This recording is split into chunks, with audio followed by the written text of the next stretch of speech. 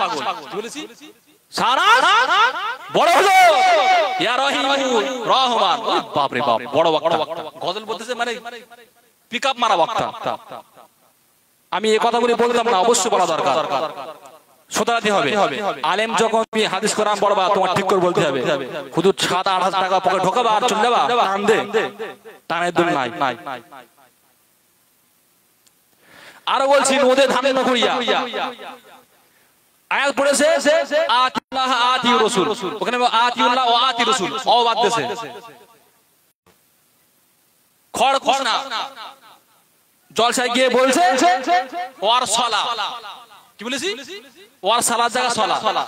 তাহলে যারা কোরআন আয়াত ভুল পড়ে কি বলেছি প্রথমে কি বলেছি ওরাতিলিল কুরআনা তারতিলা আমি বলেছি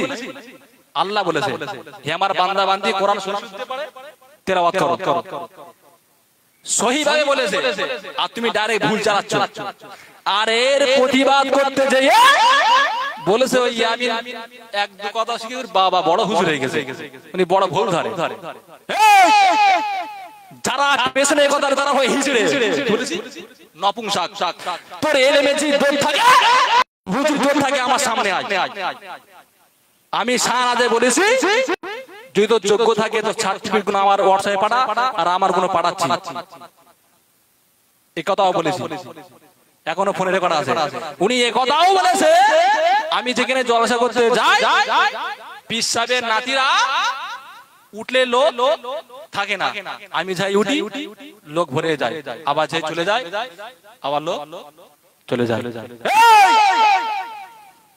এই পীর সাহেব আল্লাহর ওলি যে না থাকতো তোর মধ্যে পুটকে শাহনাজের পাওয়া যেত না ঠিক না তাহলে যে আল্লাহর ওলিদের জন্য নাতিদের জন্য আল্লাহ তোর সম্মান যেটুকু দিয়েছে এটুকু দিত না বুঝছেন না তাহলে তুমি আয়াত ভুল পড়বা কোরআন ভুল পড়বা হাদিস ভুল পড়বা এর প্রতিবাদ করতে যেয়ে সমাজের কিছু মূর্খ মাল তারা আলেমের গীবত গিল্লা শুরু করেছে যারা গীবত করো এটা মনে রাখো যদি কারোর পেছনে গীবত করো তো রাসূলুল্লাহ বলেছেন মরা ভাইয়ের গোশত খাওয়া সমান আমি বলেছি মরা ভাই গোশত খাওয়া সমতুল্য ভালো ভালো শুধু হুজুর দেখলে হবে না চকচক দেখলে হবে না গজল দেখলে হবে না হাদিস ও কোরআনে অনুযায়ী ওয়াজ শুনতে হবে দু টান দিবি মার পিকআপ ওয়াজ শুনে কিছু হবে না বুঝছো তো তাহলে এর প্রতিবাদ করতে যে কিছু মানুষকে আমি খারাপ হয়েছি আমি চাই ওরা মানুষের ভালো হতে চাই না